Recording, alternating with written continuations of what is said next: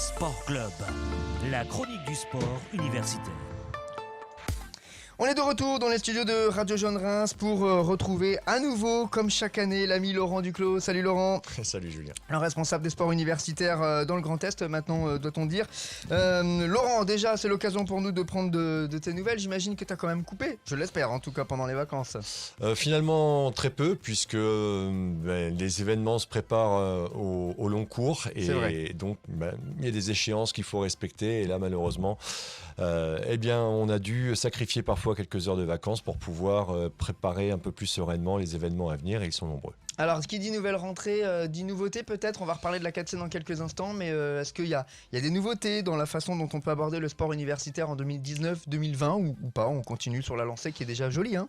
On continue globalement sur la lancée, effectivement, les chiffres sont plutôt bons pour nous puisqu'on a dépassé maintenant les 2500 licenciés sur notre académie de Reims. C'est des chiffres sincèrement qui nous conviennent, qui nous plaisent, même s'il y a encore une marge de progression qui est assez importante. Et par contre, on essaye d'apporter toujours davantage d'événements, davantage de championnats qui vont correspondre un petit peu aux attentes des étudiants et les attentes sont plutôt mobiles, volatiles, ça bouge un petit peu chaque année et on essaye de s'adapter au mieux qu'on peut. L'idée c'est quoi? C'est de se mesurer un petit peu à ce qui se fait ailleurs dans le Grand Est, j'imagine en termes de chiffres, mais en termes d'activité aussi, ou finalement chacun reste un petit peu dans son coin parce que les réalités sont pas les mêmes non plus sur chaque territoire. Alors les réalités sont pas du tout les mêmes, déjà au niveau géographique, au niveau de la densité de population étudiante. Par exemple, Strasbourg est beaucoup plus important que nous en termes de volume d'étudiants. Ils sont sur 50 ou 60 000 étudiants. Nous, on est sur globalement 30 000 sur Reims et encore en incluant pas mal de monde à côté. Donc on n'a pas forcément les mêmes réalités. Maintenant, notre objectif est quand même d'essayer de parvenir dans les années à venir.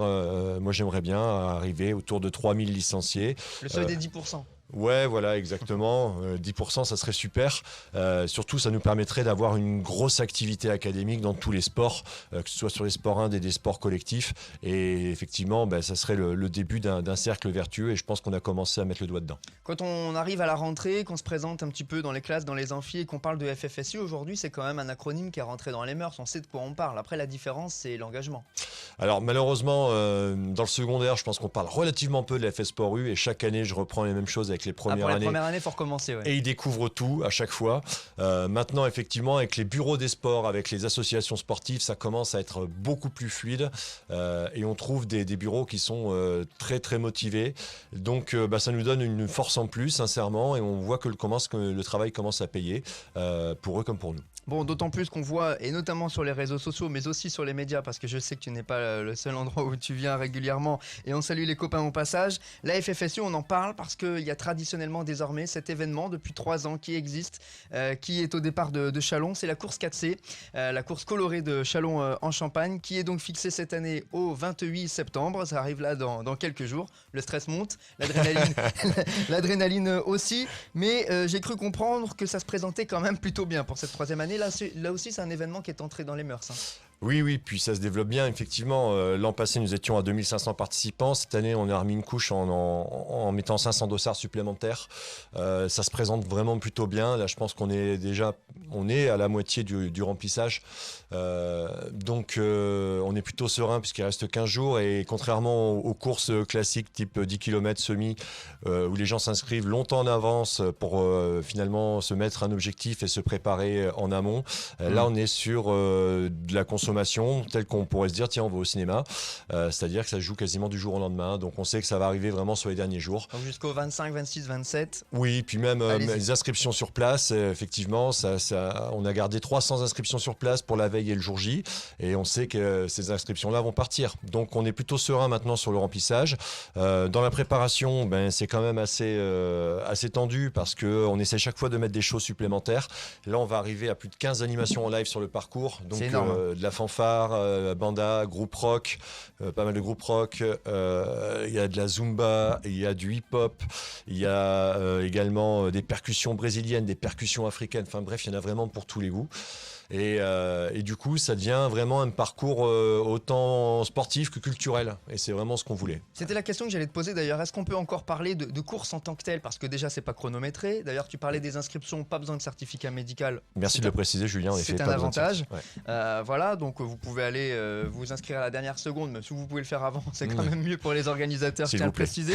Mais enfin bon, vous n'avez pas besoin de passer par la case médecin avant.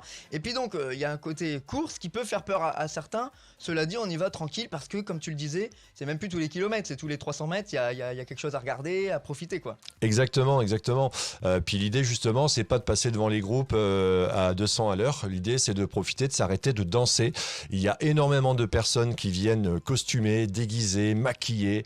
Et on est vraiment dans cet état d'esprit extrêmement festif sur lequel il faut en fait profiter. L'idée, c'est de s'arrêter devant un groupe, de danser, de repartir après au groupe suivant. Et puis, dans cet état d'esprit festif, je rajoute également...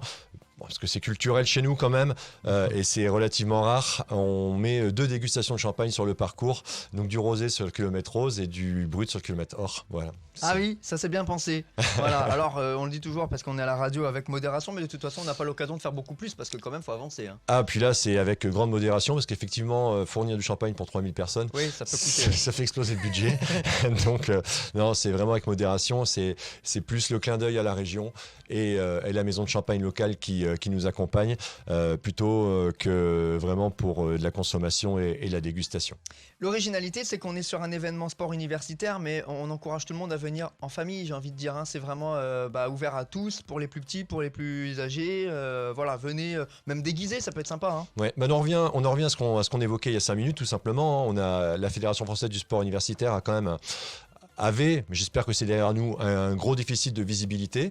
Donc merci déjà aux médias, dont RJR, de nous donner un petit peu de lisibilité vis-à-vis du grand public. Et effectivement, cet événement nous permet de nous faire connaître vis-à-vis des institutions, vis-à-vis des entreprises et également du grand public.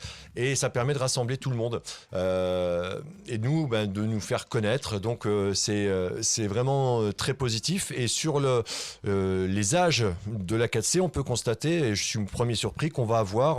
de tout, et certains sont en poussette jusqu'à des personnes de 80 et quelques années. Voilà. Et pour ceux qui pourraient être éventuellement un peu craintifs, la fécule de coloré, il n'y a pas de danger pour la santé. Hein.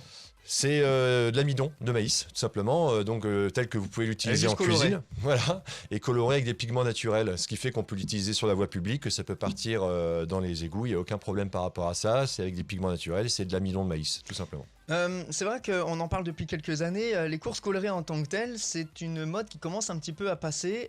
Pour autant, toi, votre événement, il continue. Alors, tu nous parlais des événements, je crois que c'est ça finalement le secret, c'est que c'est plus stricto sensu une course colorée, non chronométrée. Tu nous as parlé des animations, vous allez en profiter, j'espère, continuer de vous inscrire, on va vous donner les adresses juste après.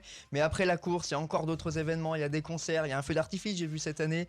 C'est ce qui fait aussi le succès de l'événement, c'est pas simplement la course colorée. Oui, exactement. Cette baisse de fréquentation, on l'avait un petit peu anticipé, on s'en doutait de toute façon, puisqu'on est déjà, lorsqu'on a créé la 4C, on était déjà plutôt sur la fin des courses colorées. Et il n'y en avait pas à Châlons, il n'y en avait pas énormément dans la région, donc on a quand même pris le parti d'en faire une. Mais mon souhait était au départ, de toute façon, de mettre en avant les groupes culturels étudiants, les bureaux des arts, ce genre de choses, et de les mettre dans la rue et de montrer que les étudiants savent faire la fête et faire la fête avec tout le monde. Voilà, c'était un petit peu sortir le monde étudiant de son microcosme et de l'ouvrir sur la vie publique, tout simplement. Alors maintenant, on fait participer davantage d'associations, et pas que les associations étudiantes, mais cet aspect festif est clairement à l'origine de cette progression qu'on a, et qui peut même nous laisser augurer encore une belle évolution pour les années à venir. Et il est clair qu'il faut mettre d'autres animations. Tu parlais du feu d'artifice qui clôturera l'événement à 21h30, du gros DJ set concert qui aura lieu juste après la course, des jeux qu'on met, des choses à gagner. Et puis là, je suis en train de travailler avec notre ami Simon Rogier pour faire une belle animation en fin de course. Voilà, une belle animation en fin de course, très spectaculaire lors du DJ set, où le public aura sa contribution. Voilà. Bon, bah voilà, il y a plein d'animations. Vous allez sur le site internet course4c.com déjà pour voir le reste des animations, puis pour s'inscrire, évidemment, il est encore temps plus que jamais de le faire. Il y a une petite quinzaine de jours, pas besoin d'une grande préparation physique, hein, autant qu'on se le dise. Donc c'est vraiment l'occasion de partager tous ensemble ce bel événement de rentrée. Et puis parler de rentrée, on n'est pas loin des journées patrimoine également. Je sais qu'avant c'était le même la semaine jour. prochaine, les JEP, ouais, tout à fait. Bon, voilà, et ben écoutez, course4c.com, hein, je me suis pas trompé dans Super, Julien. l'adresse. Merci beaucoup Laurent.